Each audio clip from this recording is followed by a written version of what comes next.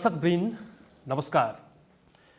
Recovering नेपालको सहकार्य जनता television SD को आयोजना सेभ द चिल्ड्रेन ग्लोबल फन्डको आर्थिक सहयोगमा धनगढीको कैलालीमा हामी यस कार्यक्रमको छायाङ्कन गर्दैछौँ र विशेष गरी लागु औषध प्रयोगकर्ताहरूको मानवाधिकार र स्वास्थ्य अवस्था, प्रदेश सरकारले लागु औषध सम्बन्धी निर्माण गर्ने कानुनका विषयहरू र पछिल्लो समय नेपालको हकमा लागु औषध दुर्व्यसनीको सङ्ख्या प्रत्येक वर्ष बढ्दै जाँदा काम गरेर खाने उमेरमा, देश निर्माण गर्ने कलकलाउँदो उमेरमा युवा युवती दुर्व्यसनमा फस्दाखेरि कालान्तरमा हाम्रो मुलुकको भविष्य लगायतका विषयहरूमा गम्भीर प्रश्न र चुनौती उठिरहेका बेला एउटा समृद्ध मुलुक निर्माण गर्नका निम्ति स्वस्थ नागरिकको आवश्यकता पर्छ भने चाहिँ कसरी लागु औषध दुर्व्यसनबाट धेरै नागरिकहरूलाई त्यसबाट छुटकारा दिलाउन सकिन्छ, त्यसबाट टाढा राख्न सकिन्छ भन्ने हेतुले यस कार्यक्रमको हामीले आयोजना गरेका छौँ। र विशेष गरी मैले पछिल्लो समयको तथ्याङ्क हेर्दाखेरि नेपालको समग्रतामा 2046 सालमा देशभरि यो सर्वे गरिएको थियो। 46,310 जना लागु औषध दुर्व्यसनीमा फँसेकाको सङ्ख्या छ भने जसमा पुरुषको सङ्ख्या 42,954 जना र महिलाको सङ्ख्या 3,355 जना। विडम्बना यसमा महिलाहरू पनि लागु औषध दुर्व्यसनीमा फँसेको तथ्याङ्क छ। 2069 को रेसियोमा आउँदाखेरि 91,534 जना टोटल दुर्व्यसनीको सङ्ख्या यो सर्वे गरिएअनुसार र पुरुष त्यसमा 85,204 जना र महिलाको सङ्ख्या 6,330 जना देखाइएको छ। र 76 मा आउँदा अहिलेको लेटेस्ट डाटामा आउँदा त्यो सङ्ख्या बढेर 1,30,424 जना दुर्व्यसनीको सङ्ख्या टोटलमा, पुरुषको सङ्ख्या 1,21,692 र महिलाको सङ्ख्या 9,732। समग्रतामा हेर्दाखेरि रेसियो बढ्दै गएको तथ्याङ्कले देखाउँछ भने सुदूरपश्चिम प्रदेशको 2076 को डाटा हेर्दाखेरि 3,808 जना दुर्व्यसनीको सङ्ख्या सुदूरपश्चिम प्रदेशभरि, जसमा पुरुषको सङ्ख्या 3,562 जना र महिलाको सङ्ख्या 246 जना।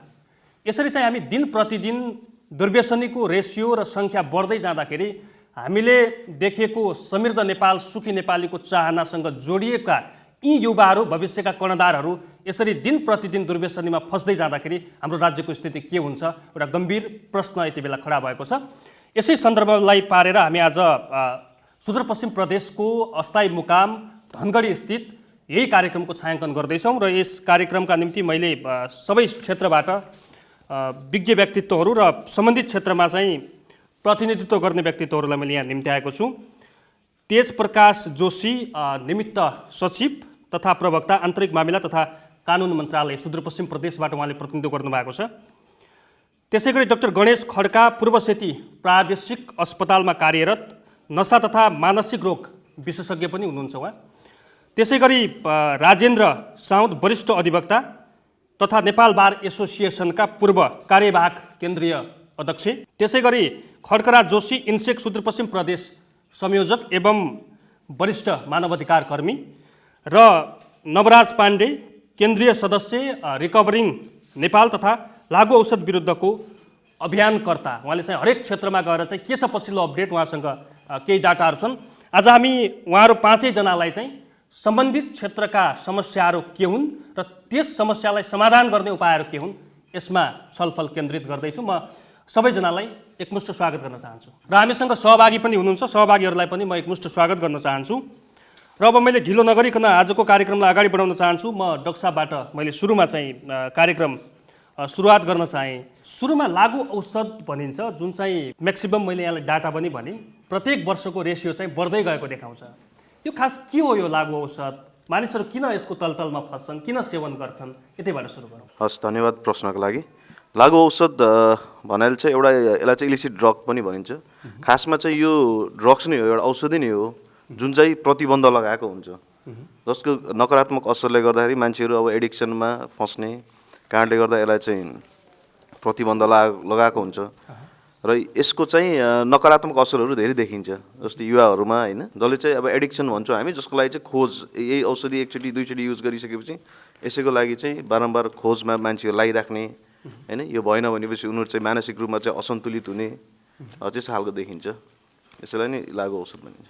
भनेपछि यो प्रयोग गर्नेहरू चाहिँ सुरुमा चाहिँ प्रयोग गर्ने, त्यसमा फसिहाल्ने, त्यसपछि खाइसकेपछि नभई नहुने। हजुर हजुर, यो निरन्तर अब जस्तै प्रयोग गर्दाखेरि पहिला चाहिँ अब भनौँ न एउटा एज ग्रुप, अब भनौँ एडोलेसेन्ट एजको युवाहरू, यिनीहरू चाहिँ पहिला चाहिँ रमाइलो गर्नलाई अथवा चाहिँ साथीभाइको सङ्गतमा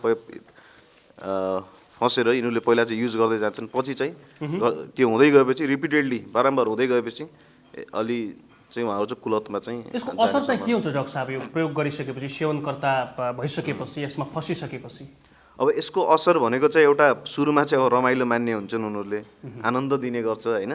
त्यसपछि बिस्तारै बिस्तारै अब यसलाई चाहिँ शरीरले पनि माग्ने र प्लस तपाईँको मनले पनि माग्ने, दुइटै हुन्छ होइन। एउटा साइकोलोजिकल डिपेन्डेन्स पनि भन्छौँ हामीले, एउटा चाहिँ फिजिकल डिपेन्डेन्स भन्छौँ। यसमा चाहिँ पछि चाहिँ उनीहरू चाहिँ त्यही ड्रग्समै डिपेन्ड हुन जान्छन् र यसको नकारात्मक असरहरू हुन्छ। अब पछि चाहिँ मानसिक रूपमा, शारीरिक रूपमा होइन, अब धेरै कुराहरू छन् अरू, जस्तै क्राइममा फस्ने होइन। नवराज पाण्डे सरकार चाहिँ म जान्छु। विशेष गरी उहाँ चाहिँ रिकभरिङ नेपाल तथा लागु औषध विरुद्धको अभियानका एउटा अभियन्ता पनि हुनुहुन्छ। उहाँले चाहिँ जग लेभलमा गएर, जुन चाहिँ त्यो सेक्टरमा गएर, त्यो समाजमा गएर, त्यो सोसाइटीमा गएर तपाईँ भिज्नु भएको छ। अवस्था के छ? मैले यो डाटा त भने, यो डाटामा कतिको सत्यता छ? हामी प्रत्येक वर्ष चाहिँ यसको जोखिम बढ्दै गएको अवस्था हो या चाहिँ यो डाटा गलत हो? यसलाई कसरी लिनु भएको छ? डाटाको कुरा गर्दाखेरि सर्वे हो। अनि जसरी अरू गणना गर्छौँ, त्यो गणना गरे जस्तो लागु पदार्थ प्रयोगकर्ताहरू गणना गर्नु एकदमै ठ्याक्कै एक्ज्याक्ट अरू सेन्सस जस्तो सजिलो चाहिँ विषय होइन। यो एउटा सर्टेन केही फर्मुलाहरू युज गरेर अब क्याप्चरिङ रिक्याप्चरिङ मेथडबाट चाहिँ सर्वे गृह मन्त्रालयले नै सर्वे गरेको थियो 76मा। त्यसको डाटा हो, त्यसले हामी नजिक नजिक छौँ भन्ने बुझिन्छ। अर्को यो डाटाबाट हेर्दाखेरि जुन 69को डाटा 91,000 छ, 91बाट 76मा आउँदाखेरि तपाईँको 1,30,000 पुगेको छ। तर त्यति बेलाको हाम्रो 69को उसमा चाहिँ एनुअल ग्रोथ रेट 11%ले थियो, वार्षिक 11%ले मान्छेहरू बढ्दैछन् भन्ने कुरा थियो। एकदमै भयावह अवस्था थियो, जुन हाम्रो जिडिपीभन्दा पनि धेरै छ। र अर्को कुरा यतातिर 2076मा को उसले के देखाएको छ भने विभिन्न कार्यक्रमहरूको इन्टरभेन्सनले गर्दाखेरि वार्षिक ग्रोथ रेट 5%मा झरेको यो तथ्याङ्कले देखाउँछ। यो चाहिँ अब सर्वे हो है, अब यो ठ्याक्कै सेन्सस गरे जस्तो हुँदैन। अब अवस्था भन्दाखेरि अब राज्यले थुप्रै अब नीतिहरू, रणनीतिहरू, मार्गदर्शनहरू त बनाएको छ। ती मार्गदर्शन नीति रणनीतिहरू चाहिँ कार्यान्वयनको पछि अलिकति फितलो पनि देखिएको छ। अब मुलुक सङ्घीय संरचनामा अथवा गइसकेपछि त्यसपछि प्रदेश लेभलले स्थानीय तहलाई पनि मार्गदर्शन चाहिँ एउटा 2076 जारी गरेको छ। र अब त्यो स्थानीय तहलाई मार्गदर्शन अनुसार पनि अब के कति काम भयो, के भएको छैन, यसलाई चाहिँ अलिक ठुलो विषयको रूपमा, इस्युको रूपमा यसलाई विकाससँग जोडिनुपर्छ, विकासिक मुद्दा बनाइनुपर्छ लागु औषधलाई।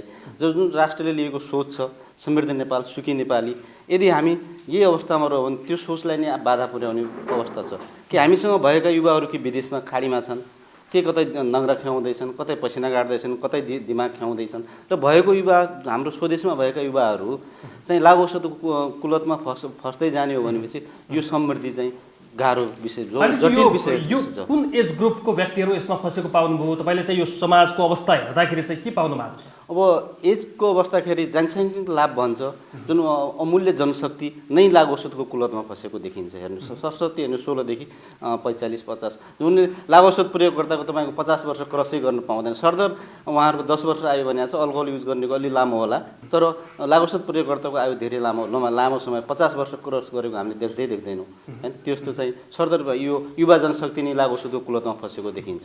कतिपय मान्छेले सामान्य रूपमा भन्दाखेरि हुने खानेका छोराछोरीहरू बढी ड्रगिस्ट हुन्छन्, यसमा चाहिँ फसेका हुन्छन् भनिन्छ। त्यसको लहलैमा गएर एउटा गरिबको छोरा साथी पनि त्यसमा फसेका तथ्याङ्कहरू पनि धेरै छन्। तर उहाँहरूकै छोराछोरी यही पेरिफेरीमा, हामीले उदाहरणका रूपमा अब कसैको नाम लिन यहाँ आवश्यक छैन यो कार्यक्रममा, तर हेर्दाखेरि चाहिँ त्यस्तो देखिन्छ। तर यसकै सेक्टरमा चाहिँ काम गर्न नचाहनु, काम गर्न नरुचाउनुको कारण चाहिँ के लाग्छ तपाईँलाई? अब यो लागु औषधले कुन वर्गलाई छोएको छ भनेर भन्दा सबै तह वर्ग सबैलाई सबै समूह र वर्गलाई यसले गरिब धनी भन्ने केही पनि छैन। अब अर्थशास्त्रीले एउटा कुरा भन्ला, मनोवैज्ञानिकले एउटा कुरा भन्ला, समाजशास्त्रीले एउटा कुरा भन्ला, तर सबै वर्गलाई यो समस्या छ।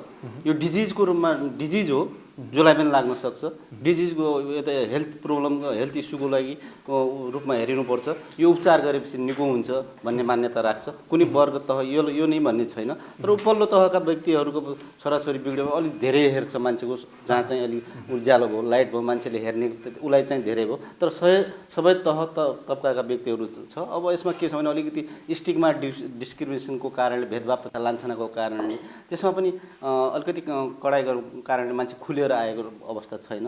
कृपया म तपाईँका एकछिनमा आउँछु। अब चाहिँ म यता वरिष्ठ अधिवक्ता हाम्रो राजेन्द्र साउदजीका जान्छु। यो कानुनी झन्झट जस्तो कस्तो खालको केसेसहरू आउँछ, लागु औषध प्रयोग त गर्छन्, त्यसपछि प्रहरीले पक्राउ गर्छ, थुन्छ, कतिपय कुराहरू मिलापत्रमा छुट्टिन्छन्, यो कानुनको पाटो चाहिँ के छ? तपाईँहरूका कस्ता कस्ता खाले मुद्दाहरू आउँछ? हजुर, धन्यवाद। अब कानुनको कुरा गर्दाखेरि अब आजभन्दा करिब 43-44 वर्ष पहिले यो ड्रगलाई नियन्त्रित र व्यवस्थित गर्ने भनेर एउटा ऐन आयो होइन, लागु औषध नियन्त्रण ऐन 2033 भनेर। त्यसमा समय समयमा संशोधन पनि भएका छन्, तर पनि हामीलाई के लाग्छ भने त्यो कन्टेन्टमा चाहिँ संशोधन भएको छैन। खालि शब्दगत रूपमा केही जस्तो गणतन्त्र आयो, गणतन्त्र त्यो अब पहिले अधिराज्य भनिएको थियो नेपाललाई, अहिले अब नेपाल भन्नुपर्ने भयो, त्यस्तो खालको मात्रै संशोधन भयो। तर त्यसको भित्री जुन चुरो कुरा हो, कन्टेन्ट हो, त्यो कन्टेन्टमा चाहिँ संशोधन भएन। र म यही ऐनकै कुरालाई साङ्गोपाङ्गो रूपमा राख्छु। यसको प्रावधान यो प्रिम्बल भन्छौँ हामी, प्रस्तावनालाई हेर्ने हो भने पनि यो अलि अपुग हो कि भन्ने लाग्छ, किनकि यसले लागु औषध नियन्त्रण गर्ने भनेर भनेको छ क्या, नियन्त्रण गर्ने उद्देश्यले भनेको छ। नियन्त्रण मात्रै हो कि रोकथाम पनि हो? सवाल त्यहाँ पनि छ। रोकथामको पाटोमा के हो त भन्ने कुरा यसको प्रस्तावनामै नबोलिसकेपछि रोकथामको पाटो हाम्रो कमजोर हो भन्ने यसै पनि देखिन्छ। अर्को कुरो, यो ऐन चाहिँ तपाईँको यो single convention on narcotic drugs 1961मा आधारित भएर बनेको ऐन हो यो। अब त्यो ऐनमा 2-4वटा बहुत अहिले वास्तवमा हामीलाई त्यो कुराहरू टच गरिरहेछ, त्यो हुनुपर्थ्यो भन्ने लागिरहेछ। जस्तो कि दोभाषीको व्यवस्था गर्नुपर्ने भन्ने छ त्यहाँ होइन, अनि त्यो ड्रगको क्वान्टिटी एनालाइसिस गर्नुपर्ने भन्ने कुराहरू छ। केही कुराहरू छन् जो कुरा अहिले वास्तवमा हाम्रो त्यो ऐनमा चाहिँ राख्नु जरुरी छ, त्यो राखिएको देखिँदैन। र अरू पनि वास्तवमा त्यो ऐनका जुन प्रावधानहरू छन् अहिले, जस्तो अघि डाक्टर साहबलाई यहाँले सोध्नुभयो कि मतलब यो लागु औषध भनेको के भनेर, त्यहाँ परिभाषा गर्ने सवालमा पनि अब ऐनकै परिभाषालाई हामीले आधिकारिक मान्नुपर्ने पनि हुन्छ। त्यहाँ परिभाषा गर्ने क्रममा त्यहाँ 2टा कुराहरू देखाउँछ क्या।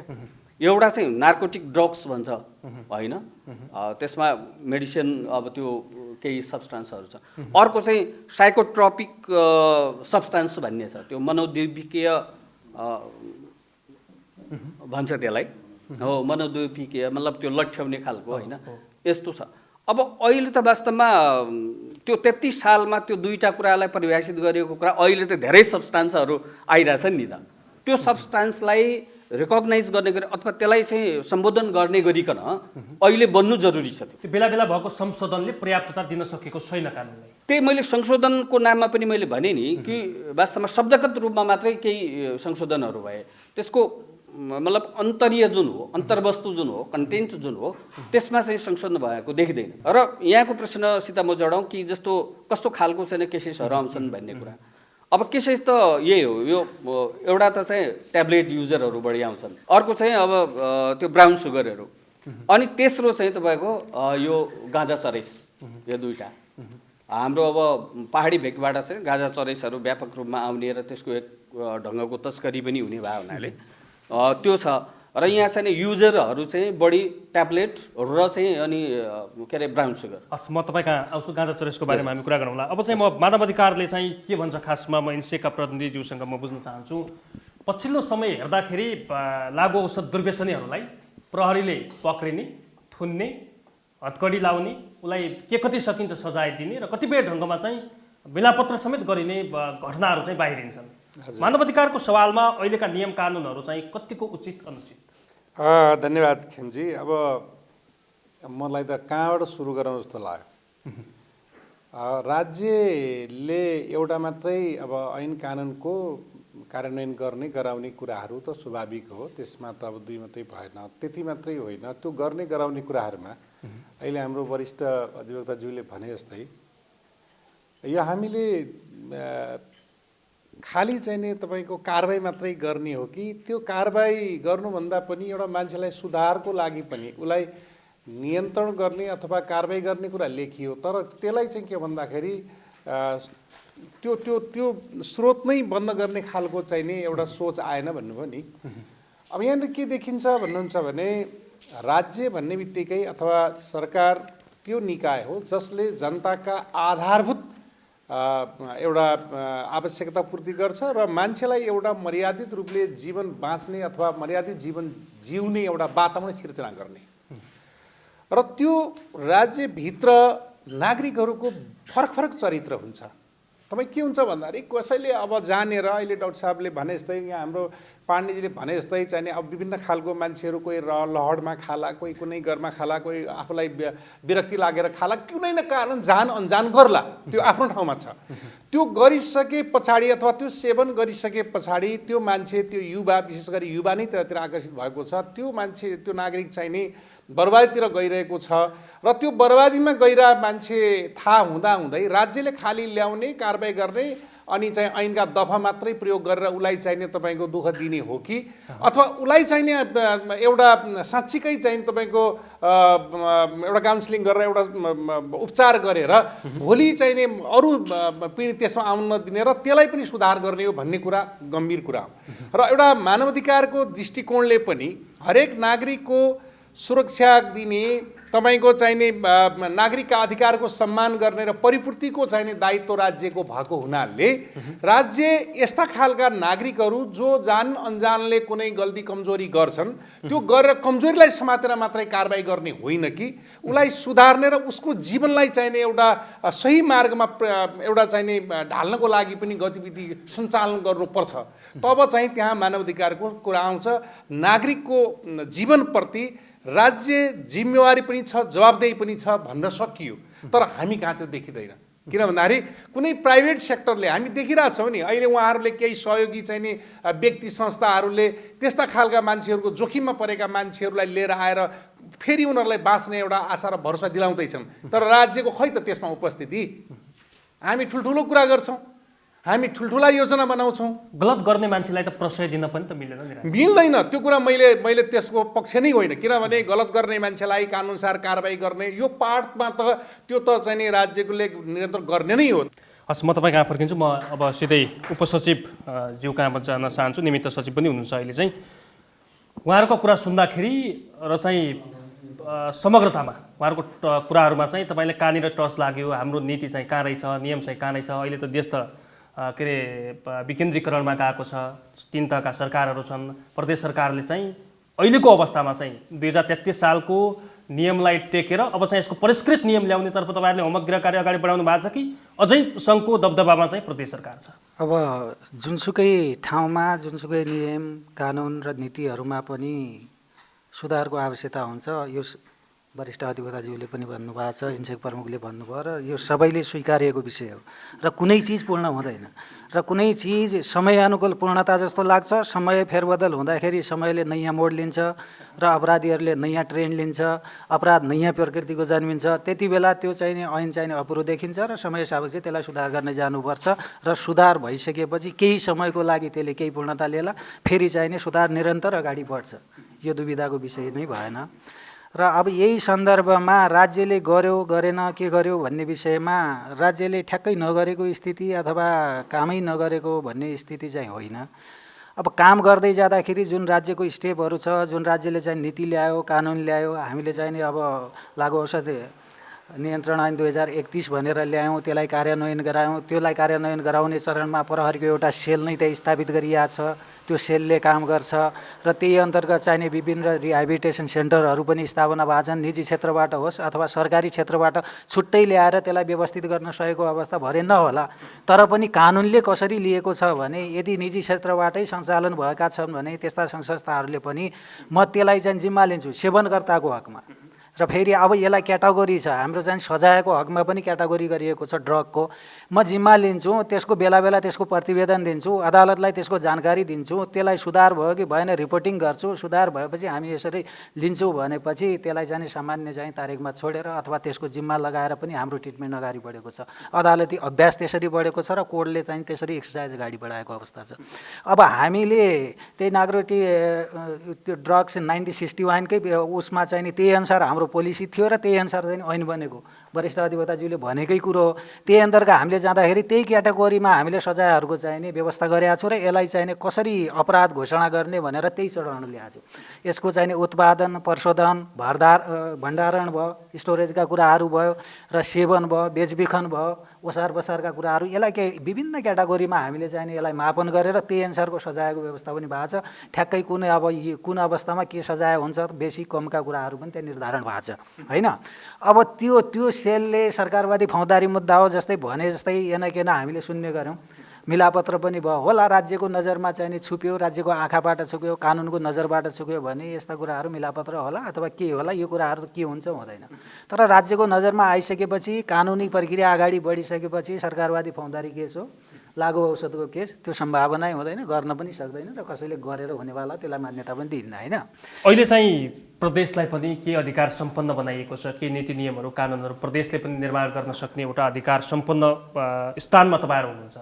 यो सुदूरपश्चिम प्रदेशको होल समस्यालाई हेरेर कुन ढङ्गले अगाडि बढ्न सकिन्छ भन्ने किसिमले चाहिँ तपाईँहरूले बनाउन सक्ने अवस्था रहन्छ या रहँदैन? अब म ठ्याक्कै एउटा त हामीले केन्द्रको ऐनसँग प्रदेशको ऐन र प्रदेश ऐनसँग स्थानीय ऐनहरू बाजिने हुँदैन। अब त्यो क्याटेगोरी आफ्नो ठाउँमा छ, उतातिरको ऐनहरू संशोधन नभएर अथवा त्यसको अपोजिट त हामी जान सक्दैनौँ। त्यही भित्र रहेर थप बेसी त्यसलाई केही सुधार गर्नुपर्ने भए त्यो जान सकिन्छ। यो अनुसन्धानको विषय हो, हामी हाम्रो क्षेत्रबाट अनुसन्धान अगाडि बढाइरहेछौँ। म चाहिँ अब सहभागी कहाँ जान्छु, कृपया एकजना चाहिँ यो विषयमा उहाँहरूका 5 जनाको कुरा सुनिसकेपछि तपाईँलाई कुन सेक्टरको विज्ञहरूसँग चाहिँ कुरा राख्ने मन छ उहाँको नाम भनिदिनु होला, आफ्नो नाम भनेर चाहिँ उहाँलाई प्रश्न गर्न सक्नुहुन्छ, कृपया प्लिज। सबैजनालाई नमस्कार, मेरो नाम निरज चटौत हो। म कानुन मन्त्रालयका नीति नियमका प्रवक्ताज्यूलाई चाहिँ म केही कुराहरू राख्न चाहन्छु। कैलालीमा के छ भन्दाखेरि एउटा सेवनकर्ताले सानो परिणाममा पनि आफ्नो खल्टीमा आफ्नो प्रयोगको लागि राखेको कुनै पनि चिज प्रहरीले समात्छ भनेपछि त्यसलाई सिधै मुद्दा लगाइन्छ। ऊ न बेचबिखनमा चाहिँ संलग्नता छ, उसको चाहिँ न ओसार पसारमा संलग्नता छ, ऊ आफ्नो सेवनको लागि कुनै ठाउँबाट किनेर ल्याउँछ भनेपछि त्यस्तो व्यक्तिलाई पनि हामीले चाहिँ हाम्रो राज्यले चाहिँ सिधै नै मुद्दा लगाएको धेरै नै केसहरू चाहिँ हामीले चाहिँ पाएका छौँ र हामीले यी कुराहरूमा चाहिँ बहस गर्दाखेरि पनि उहाँले चाहिँ यो कुराहरू हाम्रो सुन्नु भएको छैन। र अघि भर्खरै हाम्रो खड्गराज दाइले भनेको जस्तै राज्यले के गरेको छ त, केही सङ्घ संस्थाले पुनर्स्थापना केन्द्रमा नयाँ जीवन दिइरहेको छ भन्ने कुराहरू छ, तर राज्यले केही पनि गरेको छ जस्तो मलाई चाहिँ लाग्दैन। धन्यवाद। हस्, धन्यवाद। अर्को कोही सहभागी हुनुहुन्छ, उहाँको चाहिँ उहाँले नोटेट गर्नुहुनेछ, उहाँको प्रश्नको जवाब छ। मेरो नाम समीर मल्ल, म अहिले रिस्मन्ड फेलोसिप कैलाली एउटा ड्रग रिहेबिलिटेसन सेन्टरमा चाहिँ कार्यरत छु होइन। मेरो प्रश्न के छ भन्दा, अहिले हामी ड्रग रिहेबिलिटेसन सेन्टरहरू जति पनि छन् सबै समस्यामा छन्। एउटा कारण त कोभिडै भइहाल्यो होइन। के छ भन्दा म पनि स्वयं एउटा चाहिँ एक्स ड्रग युजर भएको हुनाले मैले त मेरो अधिकार पाएँ, ट्रिटमेन्ट पाएँ होइन। र अब आएर मैले आफ्नो कर्तव्य पालन गर्दैछु। मैले अरू समस्यामा भएकोहरूलाई चाहिँ ड्रग रिहेबिलिटेसन सेन्टरमा ल्याएर राखिरहेको छु होइन। पुरा पेमेन्ट लिएर हुन्छ कि निःशुल्क हुन्छ कि हाफ पेमेन्टमा हुन्छ कि कसरी हुन्छ, हामीले चाहिँ ट्रिटमेन्ट दिइरहेछौँ। तर यो कोभिड आएदेखिको के समस्या भइरहेछ भन्दा हाम्रो रिहेबिलिटेसनमा चाहिँ नि सञ्चालन गर्न हामीलाई अप्ठ्यारो परिरहेछ। हस्, प्रश्नकर्ता दुवैजनालाई म धेरै धेरै धन्यवाद दिन चाहन्छु। धन्यवाद। अब नेसनल पोलिसी के हो अथवा चाहिँ प्रदेशको पोलिसी र हामीले के गर्न खोजेका छौँ भन्ने कुरोमा जाउँ। हामीले भनेको सबभन्दा अहिलेको पोलिसी नै हाम्रो ऐनले गर्ने हो नि त। पोलिसी निर्धारण भनेको ऐनले गर्छ। ऐनले के भन्छ भने बेसी सेवनकर्तालाई एक हिसाबले हेर है, नर्मल हिसाबले हेर, त्यो सुध्रिन सक्छ, त्यसलाई रिहेबिलिटेसन सेन्टरमा पठाउने अथवा त्यस्तो ठाउँमा पठाएर जान सक्छ भन्यो भने त्यसरी मुद्दाको ट्रायल अगाडि बढा भन्ने एउटा हिसाबले लग्यो। र त्यसलाई सामान्य धरोटीसम्मका कुरा हुन्छन्, त्यो बेलमा चाहिँ नि रिहाई हुने हुन्छ। र अब त्यसपछि सञ्चयकर्ता, ओसार प्रसारकर्ता र बिक्री वितरणकर्तालाई चाहिँ होइन यो डेन्जर हो, एकजनाले बिक्री वितरण गरेर लखौँलाई चाहिँ ड्रगिस्ट बनाउन सक्छ है, यसलाई नछोड, त्यो पोलिसीमा गएको हो। अब त्यहाँनिर एउटा हाम्रो प्रिन्सिपल ऐनको पनि त आफ्नो चाहिँ सिद्धान्त छ। सिद्धान्त भने जोबाट बरामद भयो अन्यथा चाहिँ प्रमाणित नभएसम्म त्यो माल त्यसैकी ठहर्छ ड्रगको हकमा, वरिष्ठ अधिवक्ताज्यूले भन्नुभएको थियो।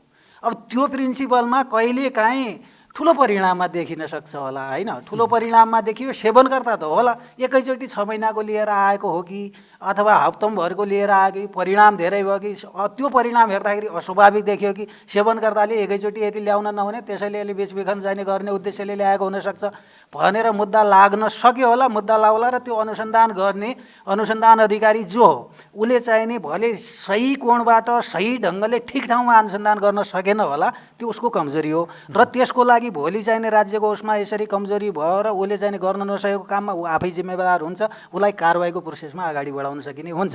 तर त्यसकै कारणले मात्र समग्र राज्य पोलिसी नै फेलेर हो, राज्य नै काम नलाग्ने हो, त्यो हिसाबले चाहिँ नि हेर्दाखेरि अलिकति मिल्दैन कि मेरो भनाइ। अर्को कुरो जस्तै अब प्राइभेट सेक्टरबाट मात्रै हामीले चाहिँ नि यी पुनरुद्धार केन्द्रहरू, रिहेबिलिटेसन सेन्टरहरू जुन स्थापना गऱ्यौँ त्यसमा सरकारले के गर्यो भन्ने कुरो आइरहेछ। त्यहाँ पनि ड्रगिस्टहरूलाई राख्न, सुधार गर्न मौका दिन त स्टेटले दिए हो नि त बाबा, त्यो त व्यक्तिले कसैले खोलेर त्यो राख्न पाउँदैन नि, भेडा थुने जस्तो मान्छेलाई ल्याएर म ट्रिटमेन्ट गर्छु भनेर त पाउँदैन त, त्यो राइट दिएको पनि त स्टेटले हो। तपाईँले कति पटक अनुगमन गर्नुहुन्छ? कहिलेकाहीँ उदाहरणहरू आउँछन् रिह्याब सेन्टरमा राखेका व्यक्तिहरूलाई चाहिँ अभद्र व्यवहार गर्ने, त्यसैभित्र दिसा पिसाब गर्ने पनि राम्रो सुविधा नहुने, अलिकति अप्ठ्यारो हुने, यस्ता समाचारहरू पनि आइरहन्छन्। त्यसमा तपाईँको अनुगमन के छ? त्यो अनुगमन हाम्रो प्रदेशको हिसाबले हेर्ने भने ठ्याक्कै हामी कहाँ चाहिँ अहिले हामीले स्थापना गर्न नसकेको अवस्था होइन, त्यो हामीले स्थापना गरेको र हामी कहाँ त्यस्तो स्थिति देखिएको भए हामी त्यो पोलिसीमा जान्थ्यौँ। हामीले अहिले गर्ने गरेको काम के छ भने यो अवेरनेस नै हो, यसलाई खान हुँदैन, पिउनु हुँदैन, बेच्न हुँदैन, यसले मेन्टलमा यसरी इफेक्ट गर्छ, सम्पूर्ण शरीरका अर्गानहरू यसरी फेल गर्छ, त्यो चाहिँ राष्ट्र निर्माणको चाहिँ नि अमूल्य निधि हो, त्यो ध्वस्त हुन्छ, देश सिद्धिन्छ। यी कुराहरूलाई लिएर हामीले त्यो एजमा प्रवेश गर्नुपर्छ भनेर हामी त्योतिर अहिले गएको छौँ, हाम्रो प्रोग्रामहरू त्योतिर अगाडि बढेको छ। त्यसलाई हामीले पुलिसलाई पनि परिचालन गरेका छौँ, सामुदायिक प्रहरी कार्यक्रम मार्फत पनि हामी विद्यार्थी केन्द्रित कार्यक्रमको हिसाबमा अगाडि बढेका छौँ र ती कार्यक्रमहरू पहिलो चरणको रूपमा हामी अगाडि बढ्दै हिँडिरहेका छौँ र केही चाहिँ अघिल्लो साल सम्पन्न भएको छन्, केही यो साल चाहिँ कोभिडको कारणले हुन नसकेको छ। अहिले प्रहरीसँग हामी सहकार्य गर्दै अथवा प्रहरीको कार्यक्रमभित्रै त्यसलाई मिट गरेर जानेर कार्यक्रम सञ्चालन गर्ने स्थिति छ। र अब अदालततिरको कुराहरू ठ्याक्कै हामीले गएर अदालतको प्रोसेसमा हामीले चेक जाँच गर्ने र हेर्ने स्थिति हामीलाई हुँदैन। मुद्दा अनुसन्धानको कुरोहरू अनुसन्धानको बाटो छुट्टै हुन्छ, अनुसन्धान गर्ने अधिकारी छुट्टै भएको हुनाले त्यहाँ पनि हामी भित्र छिरेर एकैचोटि के भएको छ भनेर हेर्न सक्ने स्थिति हुँदैन। डाक्टर साहब, लागु औषध दुर्व्यसनमा मान्छे फसिसकेपछि उसलाई उन्मुक्ति पाउन चाहिँ कतिको सकस हुन्छ, उसलाई कतिको गाह्रो हुन्छ, उसलाई चाहिँ कुन कुन मात्रामा चाहिँ त्यो सेवन गराएर चाहिँ के अरे पुनर्स्थापना गर्न सकिन्छ, के हुन्छ अवस्था चाहिँ? जुन मान्छे चाहिँ अब सुरुवाती अवस्थामा छ होइन, जसले चाहिँ अलि कम मात्रामा लिन्छ अथवा जसले चाहिँ फ्यामिलीको सपोर्ट राम्रोसँग पाउँछ, समाजको सपोर्ट राम्रोसँग पाउँछ होइन, जसलाई चाहिँ भनौँ न त्यो बाहेक अरू कुनै खालको समस्याहरू छैन भने त्यस्तो खालको मान्छेहरूलाई चाहिँ हामीले चाहिँ छिटै निकाल्न सकिन्छ होइन। तर जो चाहिँ अब लामो समयदेखि अथवा चाहिँ कुनै पनि मानसिक रूपमा अब ग्रस्त भएको, मानसिक समस्या भएको होइन, मानसिक रोगले भनौँ न ग्रस्त भएको प्लस दुइटै यो लागु औषध प्लस मानसिक एउटा भनौँ न कुनै पनि खालको पागलपन रोग त्यसबाट चाहिँ ग्रस्त भएको यस्ता खालको मान्छेहरूलाई चाहिँ अलिक त्यसबाट निकाल्न चाहिँ गाह्रो हुन्छ। धन्यवाद डाक्टर साहब। म चाहिँ उता वरिष्ठ अधिवक्ताज्यूका जान्छु र अहिले चाहिँ प्रदेश सरकारको नीति नियम बनाउने बेलामा जुन उहाँहरूको योजना छ, उहाँहरूको योजना र चाहिँ तपाईँले दिनुपर्ने सुझावहरू हामी अब कसरी अगाडि बढ्दाखेरि अझ चाहिँ हामी समृद्ध नेपाल, सुखी नेपालीको सपनालाई साकार गर्न सक्छौँ भन्ने तपाईँहरूको सुझाव चाहिँ के रहन्छ? अब हामी यो प्रदेशमा नयाँ कानुन निर्माणको दौरमा छौँ र मूलतः जो माउ कानुन हो भनौँ न, माउ कानुनसित नबाजिने गरिकन अब अन्य कानुन, नियम, कार्यविधि, निर्देशिका यी सबै बनाउन सकिने चाहिँ उहाँहरूलाई पनि अधिकार छ होइन। त्यसले यहाँको स्थानीय परिवेश अवस्था, यहाँको मूल्य मान्यता, यहाँको एउटा ट्रेन्ड जुन ड्रग युजरहरूको ट्रेन्ड छ होइन, ती सबै कुराहरूलाई चाहिँ मिटिगेट गर्ने गरिकन उहाँहरूले पनि बनाउन सक्नुहुन्छ र त्यो बन्ने छ, हामीलाई पनि आशा छ। र म अघि उहाँ सहभागी मित्रको कुरासित मैले टच गरेँ कि वास्तवमा अहिलेको यो ड्रग युजरहरूको अनुसन्धान र अभियोजनको पाटोमा जुन कुरा आयो नि कि 1 मिलिग्राम भेटायो भने पनि त्यसलाई चाहिँ नि कारोबारीकै दर्जामा राखेर चाहिँ अभियोग लगाइदिने यो हामी पनि देख्छौँ वास्तवमा। यो कुरो चाहिँ अलि बेठिक भएको छ, किनकि मात्रा हेरिकन त्यो कारोबारी हो कि युजर हो भन्ने त यसै पनि देखिन्छ। तर पनि त्यहाँ के नमिलेर हो त्यो चाहिँ त्यसो भइराखेको चाहिँ हामीले पनि देखेका छौँ। अब त्यो त भयो अभियोजन र अनुसन्धानबाट त्यो त भयो। यता अदालतको पाटोमा पनि के देख्छौँ त भन्दाखेरि जे लिएर आयो त्यसैलाई ठप्पा दिने अथवा त्यसैलाई लालमोहर गरिदिने यता अदालतको पनि चलन छ होइन। अदालतले त कम्तीमा के विचार गर्नुपर्ने भने यो यति सानो मात्रा यो कारोबारको लागि त होइन, फेरि कारोबारका कुनै कम्पोनेन्टहरू पनि छैनन्। हस्, धन्यवाद। म मानव अधिकार कर्मी इन्सेकका सुदूरपश्चिम प्रदेश संयोजक कहाँ म जान चाहन्छु। पछिल्लो समय लागु औषध दुर्व्यसनमा परेका व्यक्तिहरू, कतिपय मान्छेहरू जानी नजानी अन्जानमा फसेर पनि गएका हुन्छन्। तर तपाईँले देखेको मानव अधिकारको मुद्दामा चाहिँ यहाँले यतिसम्म काम गरिरहँदाखेरि, अहिले जेललाई पनि सुधार केन्द्र बनाउनुपर्छ भन्ने अभियान चालिरहँदाखेरि सुदूरपश्चिमको हकमा र चाहिँ पछिल्लो समय फस्टाउँदै गएको लागु पदार्थ दुर्व्यसनीको हिसाबलाई चाहिँ कम गर्न, मिनिमाइज गर्न, उनीहरू पनि एउटा समाजका सदस्य हुन् भनेर चाहिँ स्थापित गराउनका निम्ति चाहिँ प्रदेश सरकारले कस्तो भूमिका खेल्नु जस्तो लाग्छ? हाम्रो लागि ठुलो अहिले हाम्रो कानुन मन्त्रालयका सचिवज्यूले पनि भनिसक्नुभयो, स्वीकारिसक्नुभयो कि सुदूरपश्चिममा अहिलेसम्म हामीले त्यस्तो खालको सुधार गृह पनि बनाउन सकेका छैनौँ र त्यसको लागि खासै कार्यक्रम नभएको कुरा त स्वीकारोक्ति भइसक्यो नि त। भने पछाडि यो त के हो भने यो प्रायोरिटीमा नपरे हो नि त, यो प्राथमिकता नपरेको क्षेत्र जसले तपाईँले अहिले प्रस्तुत गरेको डाटाले त्यसमा देशका होनहार 15 देखि 25-30 वर्ष उमेर समूहका व्यक्तिहरू यो दुर्व्यसनीको भित्र यो शिकार भएको छ भने हाम्रो त्यस्तो जनशक्ति हरेक वर्ष चाहिँ तपाईँको झन्झन चाहिँ तपाईँको 2 गुणा 3 गुणाले चाहिँ तपाईँको चाहिँ यसको रेसियो बढ्दैछ। यस्तो बेलामा सरकारले कस्तो खालको कानुन ल्याउने, कस्तो खालको नीति ल्याउने, कस्तो खालको कार्यक्रम ल्याएर भोलि यस्तो खालको दुर्व्यसनी हुनबाट जोगाउने कसरी, दुर्व्यसनीमा चाहिने तपाईँको फसिसकेकाहरूलाई उनीहरूलाई सहज तरिकाले भोलि पुनर्जीवन कसरी दिलाउने भन्ने कुराको लागि चासो दिएको खण्डमा मलाई लाग्छ प्रदेशले एउटा खालको नीति बनाउन सक्ला। अहिले त घर घरमै सिंहदरबार भनेर चाहिने तपाईँको चाहिँ सबै चाहिने तपाईँका सिंहदरबारका मालिकहरू बस्नु भएको छ नि त एउटा एरिया समातेर। हामीलाई त दुःख लाग्छ हेर्नुहोस्, किनभने जनताको आधारभूत अधिकारको मुद्दामा हरेक नागरिकले सम्मानित भएर बाँच्न पाउनुपर्छ भन्ने मुद्दा उठाउने हामीहरूलाई आज घर घरमै सरकार छैन त। उहाँहरूले बनाउन सक्नुहुन्न। एउटा पालिकाले कमसेकम त्यो एरियामा भएका युवाहरूको संरक्षणको लागि फसिसकेकाहरूलाई हामीले एउटा चाहिँ पुनर्स्थापना गृह बनाउने, उनीहरूका लागि कुनै कार्यक्रमहरू ल्याउने, त्यहाँभित्र पनि कुनै त्यस्ता खालका चाहिँ तपाईँको चाहिँ उनीहरूको जीवन एउटा चाहिँ तपाईँको के भने चल्न सक्ने खालका त्यस्ता खालका रोजगारमूलक कुनै आय आर्जन, कुनै ज्ञानवर्धक कामहरू, यो त धेरै सामान्य कुरा हो नि। त्यस कारणले मैले के भने तपाईँको प्रश्नको मेरो चाहिँ एउटै जवाब के हो भने यसमा के हो भन्दाखेरि सबै तहका सरकारहरूले साँच्चीकै आफ्नो जनशक्तिलाई, आफ्नो युवालाई बचाउने एकदम सही चाहिँ तपाईँको चाहिँ सकारात्मक चाहिँ यदि सोच हो भने यसलाई नियन्त्रण गर्न, यसलाई अथवा नियमन गर्न र यसलाई चाहिँ व्यवस्थापन गर्नको लागि समस्या होइन। हस्, म चाहिँ पाण्डेजी कहाँ जान्छु। उहाँ चाहिँ रिकभरिङ नेपाल तथा लागु औषध विरुद्धको एउटा अभियानकर्ता केन्द्रीय सदस्य पनि हुनुहुन्छ। विशेष गरी हामीले अघि अनौपचारिक रूपमा पनि एक किसिमले छलफल गरेका थियौँ। नेपालमा गाँजालाई पनि एउटा प्रतिबन्धित लागु औषधको रूपमा राखिएको छ। पछिल्लो समय चाहिँ गाँजालाई अलि व्यवस्थित पारेर चाहिँ यहाँका जनताहरूको आय आर्जनको एउटा महत्त्वपूर्ण एउटा कडीका रूपमा चाहिँ खेती गरिनुपर्छ, यसलाई विस्तार गरिनुपर्छ, यसलाई फरक रूपमा चाहिँ कानुन ल्याइनुपर्छ भनेर प्रतिनिधि सभाका मान्य सांसदहरू लगायतका धेरै व्यक्तिहरू चाहिँ अहिले दौडधुप गरिरहनु भएको छ। तपाईँले पनि यो विषयमा अलिकति केही अध्ययन अनुसन्धान गर्नुभएको छ। तपाईँलाई के लाग्छ, यो गाँजा हिजोका दिनमा शिवको बुटी मानिएर अहिलेसम्म पनि हामी नेपालीहरू त्यसलाई चाख्छौँ, खान्छौँ, तर यसबाट धेरै क्राइमको रेसियो हेर्दाखेरि पनि धेरै क्राइम भएको पनि देखिँदैन, तथ्याङ्कले त्यो देखाउन पनि। यहाँको विचारले, यहाँको संस्थाले गरेको अध्ययनले, तपाईँहरूले चाहिँ यति लामो समयसम्म यो क्षेत्रमा काम गर्दाखेरिको अनुभवले चाहिँ के भन्छ? निकै गम्भीर र जटिल क्वेसनहरू राख्नुभयो। अब गाँजाको विषयमा हाम्रो अर्गनाइजेसनको, हाम्रो संस्थाको धारणा प्रष्ट के छ भनेपछि गाँजा चाहिँ प्रयोगको लागि, लागु औषध प्रयोगको लागि चाहिँ खुला गरिनु हुँदैन र यसको औषधि उपचारको लागि अध्ययनको लागि र विभिन्न घरेलु उद्योग कपडाहरू बनाउने तेलहरू निकाल्नेको लागि मात्रै प्रयोगको लागि चाहिँ खुला गरिनुपर्छ भन्ने एब्युजको लागि अथवा नसाको रूपमा खुला गरिनुपर्छ भन्ने मान्यता हाम्रो उसले राख्दैन। तर विडम्बना हाम्रो अघि अब लागुऔषध ऐन 2033 मा प्रयोग ओसार पसार भण्डारण लगायत सेवन दण्डनीय अपराधको रूपमा व्याख्या गरेको छ र हाम्रो मान्यता प्रयोगलाई चाहिँ दण्डनीय अपराध मानिनु हुँदैन।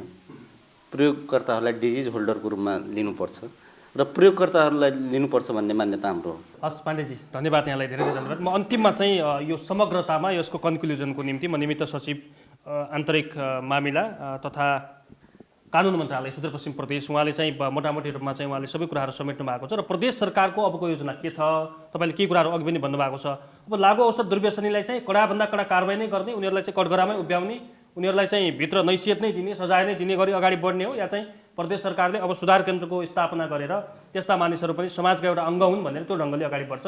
छोटोमा मैले भन्छु कि यहाँ चाहिँ अब कानुनी हिसाबको कहिले चाहिँ कानुनको गलत प्रयोगको कुराहरू धेरै आयो। अनुसन्धानकर्ता जुन हो त्यसले चाहिँ नि अब सही हिसाबले अनुसन्धान नगर्ने र अब चाहिँ नि यतातिर कहिले काहीँ सुनवाई हुँदाखेरि ठिक समयमा कानुन बमोजिम सुनवाई नहुने कुराहरू जुन आए, यी भनेका गलत प्रयास हुन्। यी चाहिँ गलत प्रयासहरू र गलत अभ्यासहरू हुन्छ, मान्छेबाट स्वाभाविक हुन्छ। तर त्यो मान्छे कतिसम्म गर्छ भन्नुहुन्छ भने त्यो मान्छेको त्यो चरित्र गरेको ती कुराहरू सम्बन्धित ठाउँमा नपुगेर छानबिन नहुन्जेलसम्म ऊ सक्सेस होला, तर पुग्योपछि त्यो ठाउँमा ऊ पनि कारबाहीको भागीदार हुन्छ र उसलाई त्यो छुट दिएको हुँदैन। वरिष्ठ अधिवक्ताज्यूले भन्नुभएको छ, मैले पनि भने हामी न्यायको विद्यार्थी हो, न्याय रहेसम्म हामीले परेको साकार हुन्छ र हाम्रो चाहिँ औचित्य साकार हुन्छ। जुनसुकै क्षेत्रमा जुन ठाउँमा बसे पनि न्याय मर्न हुँदैन र न्यायको उजागर गर्नुपर्छ भन्ने हाम्रो सिद्धान्त नै हो।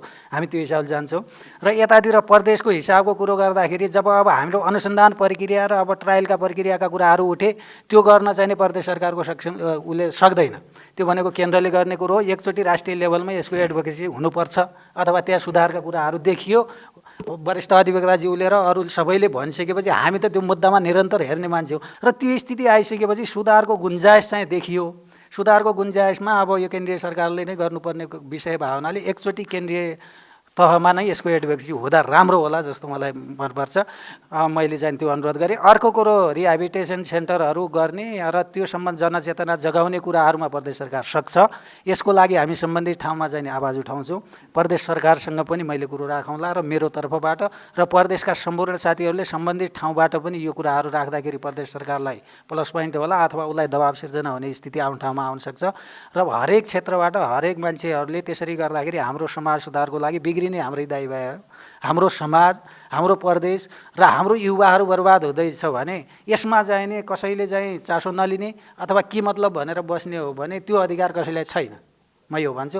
त्यसैले यसमा चाहिँ नि ढुक्क भयो हुन्छ। प्रदेश सरकारको तर्फबाट मैले गर्न सक्ने एडभोकेसी र मैले गर्ने प्रयासको लागि चाहिँ नि म निरन्तर चाहिँ नि प्रयासरत रहनेछु। यही प्रतिबद्धता व्यक्त गर्न सक्छु। हस्, धन्यवाद, नमस्कार। हस्, यहाँहरू सहभागी सबैजनालाई म धेरै धेरै धन्यवाद दिन चाहन्छु र यता हाम्रो सहभागीहरू सबैलाई धन्यवाद दिन चाहन्छु। आजको हाम्रो कार्यक्रमको निर्धारित समय सकिसकेको छ र यो कार्यक्रम छायाङ्कनका निम्ति महत्त्वपूर्ण भूमिका खेल्ने जनता टेलिभिजनका सुदूरपश्चिम ब्युरो प्रमुख भीम चौधरी, त्यसै गरी कञ्चनपुर जिल्ला संवाददाता धर्मराज कठायत लगायत सम्पूर्णलाई धेरै धेरै धन्यवाद दिँदै आगामी दिनमा लागु औषध दुर्व्यसनलाई नियन्त्रण गर्न र चाहिँ यसलाई राज्यले चाहिँ कलिला कर्णधारहरू र युवाहरूलाई चाहिँ सकारात्मक बाटोमा डोर्याउनका निम्ति पहल गरोस् र सुदूरपश्चिम प्रदेशको हकमा सुदूरपश्चिम सरकारले चाहिँ चाँडोभन्दा चाँडो लागु औषध दुर्व्यसनलाई कम गर्न र चाहिँ अब बन्ने नीति नियमहरूमा चाहिँ समग्रतामा यहाँको लोकालिटी हेरेर चाहिँ नीति निर्माण तयार पारोस् भन्दै आजको यो कार्यक्रम हामीले कैलालीको धनगढीबाट चाहिँ छायाङ्कन गरेका थियौँ। हामी सबै युनिटलाई बिदा दिनुहोस्। नमस्कार।